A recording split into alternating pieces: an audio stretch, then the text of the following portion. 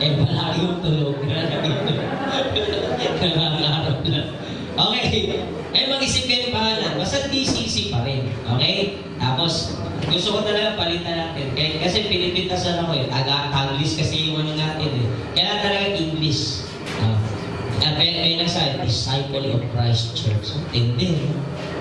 Kaya papangalanan ko na si Dave, ikaw si Pedro.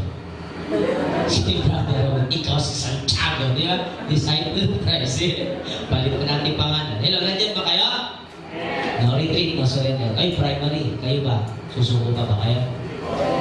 Yung mga bago primary, yung mga binalik ko, susuko pa ba kayo? Laban na to. Wala nang bababang primary. Amen? Amen? Tuloy-tuloy na. Walang maiinlove. Amen? Daanin nyo sa trabaho.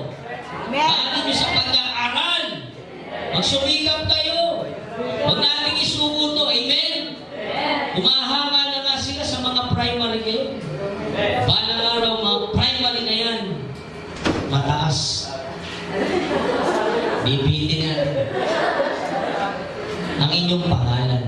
Ha? Inisip ko magtayo ng church. Merong 24 na pundasyon. Ganun mahaba. Isang poste, sagot nyo, kapatid. Ano ba si Dega? Sagot mo isang poste na yan. Okay? Ikaw bahala dyan. Bahala kung papatayo mo yan. Kaya 24 na poste. Laki ng simbahan siguro. Amen? Amen?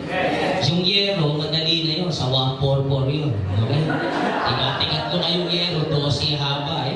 Yan ka malaki simbahan. Amen? May katabi mo, pag-ipunan mo na. Ha? Huwag kayong mag-alala, isusulat ko doon. Okay? Sa pundasyon. Ito, kay Rusty to. Huwag nyo talagyan kurus.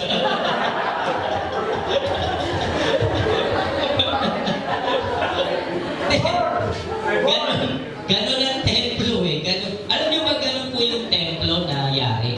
Alam mo yung mga lipi ni Buddha, nakalagay talaga yun. Kaya sa pagsasamba sa templo yung mga Israel, hindi basta-basta kung saan upo. Meron silang designated na upuan. Actually sa langit, ganon din. May designated na upuan. Kaya yung jingle, sinasanay tayo eh. Amen? Amen po? Eh, basta baka walang maupuan. Eh, ano tagaluka?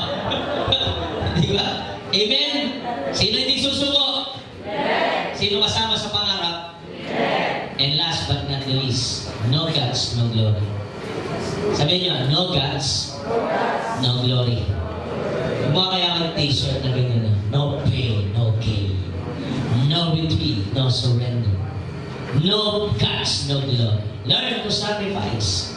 Kailangan lumaban upang manalo.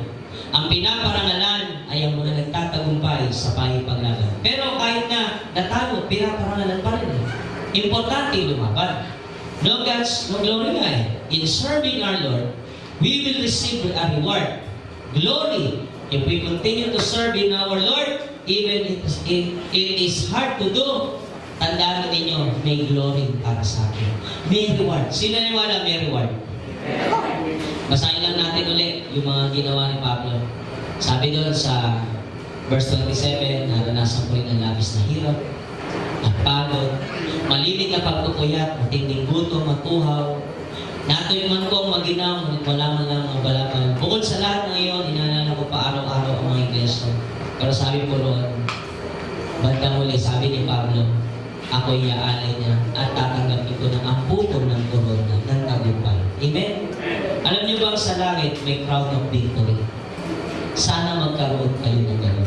Sa Bible po, mayroong 5 binanggit na crown. Okay, hindi ko na isa-isahin. Pero isa doon, yung crown of victory. Every Christian, mayroong nakalaan sa inyong crown of victory.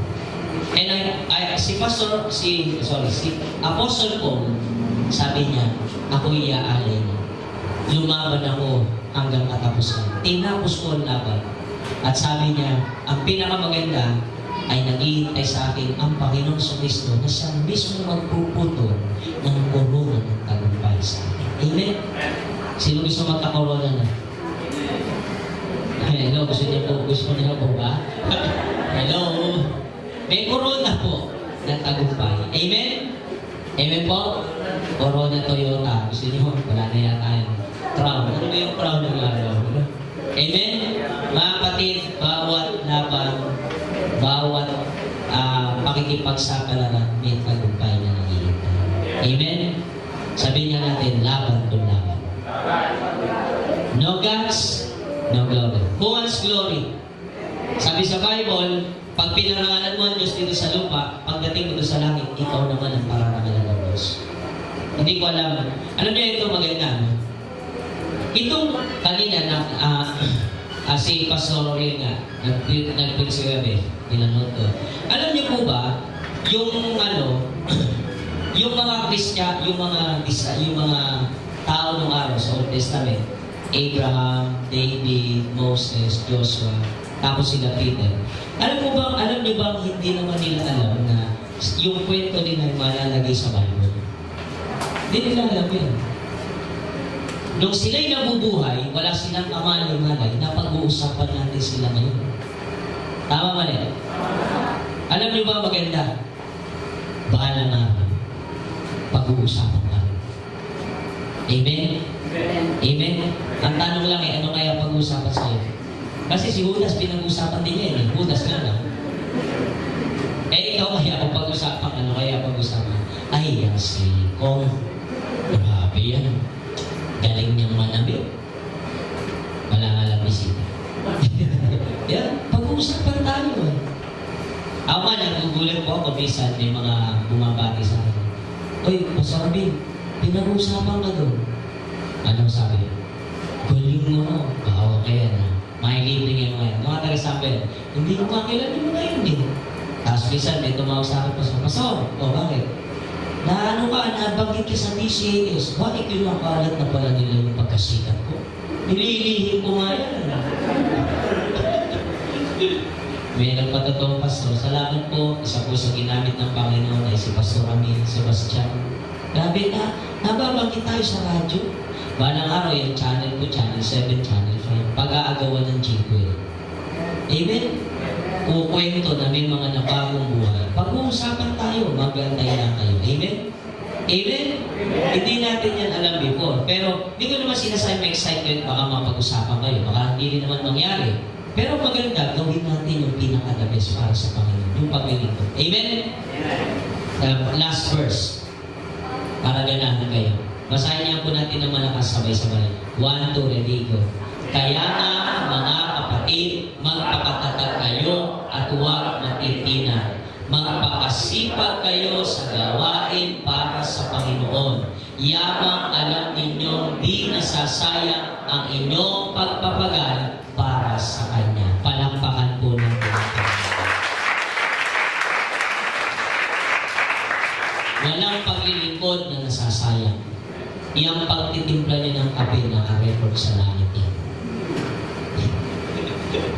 Dahil yung pag-akay ng kaluluwa. Ang Diyos ay may inilalaang gantimpala sa mga tapat na naglilingkod sa Kanya. Huwag sana natin pabayaan ang ministry ng Diyos na mailapit ang mga tao sa Diyos o mapanumbalik ang mga makasalanan sa ating Diyos. Amen? Gusto ko po linawin ito sa iba, lalo sa mga bago ba kasi nagwa-wonder rin. Pastor, ano po ba ginagawa natin dito? Hindi mo tayo bumubuo ng church na. Ang ating primary concern is this, ibalik ang mga tao sa Diyos. Amen? Ibalik ang mga tao sa piling ng Panginoon sapagkat inagaw ng kaaway. At hindi po yan madali. Kung sasabihin niyo sa akin, Pastor, mahirap po mag-invite. Pastor, mahirap po mag-win. Mahirap mag-consolidate. Mahirap mag-disciple. Mahirap mag-send, Pastor. Alam ko, hindi ko na kailangan sabihin sa akin at para sa akin ulit-ulitin pa. Alam ko yun! Pastor, alam mo palang mahirap ang pinagagawa mo sa amin. Let us learn to sacrifice. Amen? Yang katabi mo, dati mahirap akayin yan. Ba't nandito ngayon? May nagsakripisyo. Amen? May naglakad, may nagbisikleta para i-open sense siya. May nagtsagang ipanalangin siya, kaya ngayon nandito ka. Amen? I believe if we learn to sacrifice, yung mga kabataan natin, huwag kayong ihinto. Kung ayaw nilang magseryoso, kayo man lang magseryoso. Amen? Halimbawa, may mga 12 kayong iyayaya. Pastor, Pastor, di ko seryoso to, hindi ko to seryoso, hindi ko to seryoso. Ikaw man lang, seryoso ka dapat. Ako, kung meron akong 200 na membro, kung hindi kayo seryoso, ako seryoso. Kaya lagi mo kayo napapagalitan eh. Amen? Sabi mo sa katabi mo, seryoso kayo mo kasi. Sabi mag-i-invite eh. Punta ka ha. Punta ka ha. Sunday ha ha ha. O nasaan na? Wala. Hindi ko sineryoso eh. Amen?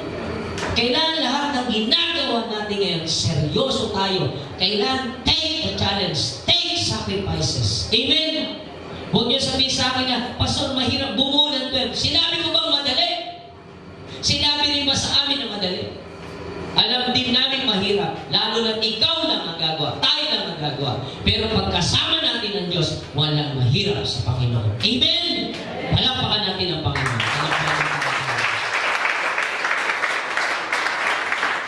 Sabi ko, kung ikaw ay Kristiyano, kung ikaw ay sa Diyos, bakit ka pa gagawa ng madali? Kailangan mo ba ang Diyos kung madali lang din ang gagawin mo? Ako, kailangan ko ang Diyos dahil hindi simple ginagawa ko. Because I need the power of my God. Kayo, kung ang gagawin mo talaga ay simple lang, hindi mo na kailangan ng Diyos. Pero kung seryoso ka na magkaroon ka ng 12, magkaroon ka ng kaluluwang maakay, magbabagong buhay, kailanganin mo ang Diyos at ang banal na Espiritu. That's why, kailangan nating manalangin ng dibdiban sa Panginoon. Amen? Alam niyo,